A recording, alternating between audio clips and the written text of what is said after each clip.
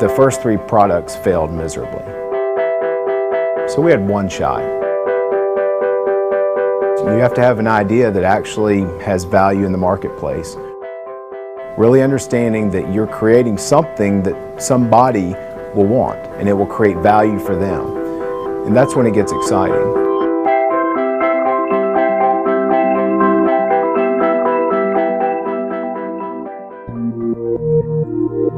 Bowman Systems is a software provider providing case management software for the health and human services industry. When I started the business, we had 4 different products that we were looking to roll out. We knew we wanted to be a product-based software company.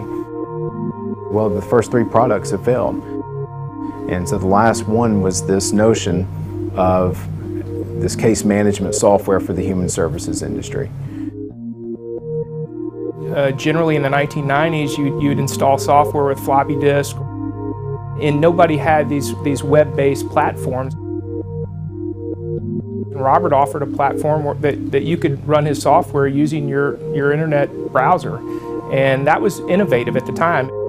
The other thing he did, his product became more powerful the more people who used it. And so as people in the social service industry collaborated, then they could use and share data that was in the system, and as a result, be more informed and better serve their own customers. And today with Facebook and Uber and companies like that are completely based on collaboration, that seems not very innovative. But in the 1990s, that was an innovative and powerful aspect to ServicePoint, his software product. On top of that, we had a bit of good fortune. At the time, HUD, a federal government agency, opted to get rid of the software that it had written. And so we had these communities, and really there were 12 leading communities in the United States who came together and they were looking for software. And they studied 33 different software vendors. And so we made our pitch. We would be thrilled if we had a couple of customers out of this. And all 12 of those communities selected ServicePoint. And we were named the #1 software provider in that particular industry at that time in the United States. There was absolutely fear and trepidation, as you can imagine. I was 29 years old, and Lee and I had our oldest daughter, Caroline, who at the time was 2. My other daughter, Molly, was born the first year that I started my business. So it was a stressful year. The first thing I did before I started the business was I went to see Pat Day, who's our pastor at First Methodist Church in Shreveport. And I told him about it. I told him what I was thinking about doing, and he's always been a great mentor to me. And I never will forget it as long as I live. 16 years ago, in the old office, my old pastor's office, we knelt down beside my sofa, that was our altar, and we committed the dream that God had given Robert to God. And we prayed that God would bless it, that He would nurture it, and that Robert would be the recipient of that dream and make it become reality. The very first year, it was a very nervous time. He had been, building the business and had clients, but no real money had come in yet. And he had to make payroll, and he didn't know how he was going to make payroll. And I remember being so stretched that we actually put our utility bills on our personal credit card. And I remember going home to her to explain that. And an extraordinary thing happened where she said, "I don't care about the money. This is not about the money." He went to the mailbox down in the mailroom, and there was a check there that he was not expecting. And he knew at that point, okay, I know it's going to be okay. It was a very freeing time, but an amazing low point where the power of her support and your family's support, and also that perseverance that I learned at an early age from my role models and my heroes all kicks in together, and you just, there's no way but forward.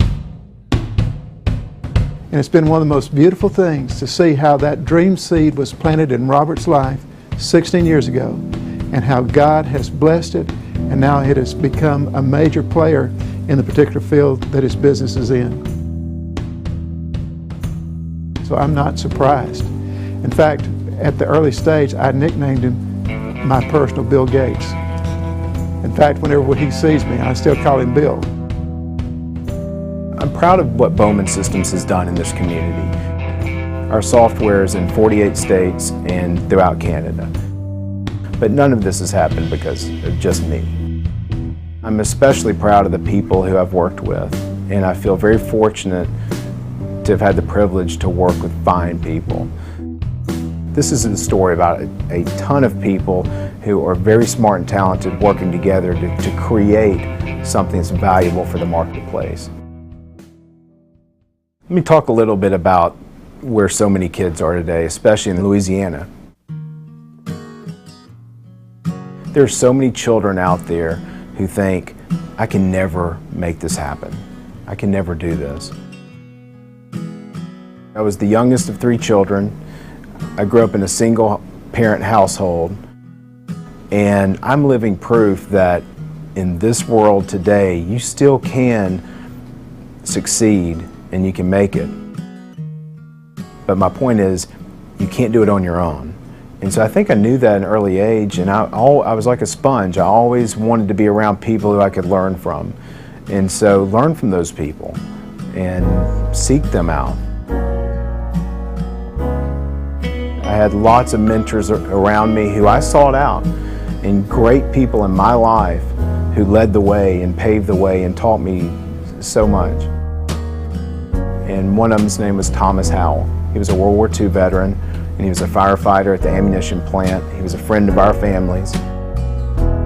And I just learned the strength of his character and what it means to have courage, what it means to have dedication.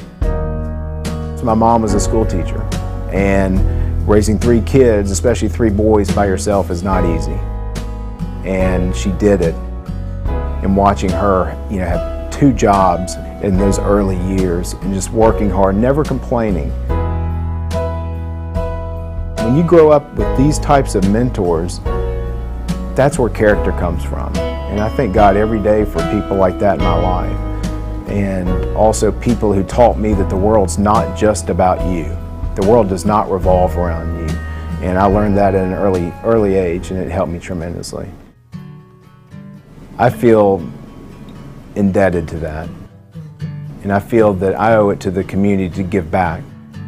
I've been very involved in First Methodist Church. I've coached YMCA basketball, very involved with the Volunteers of America. I think Robert's a perfect fit for this honor through junior achievement, because here is a classic example of someone who had a vision, who went off on his own, started a company, and he'll be the first to tell you it has taken many, many people. And I hope that those youngsters who are involved with junior achievement will dream and dream big, and they will see themselves in Robert. When I graduated college in 1992, I did not think I would be running a software company.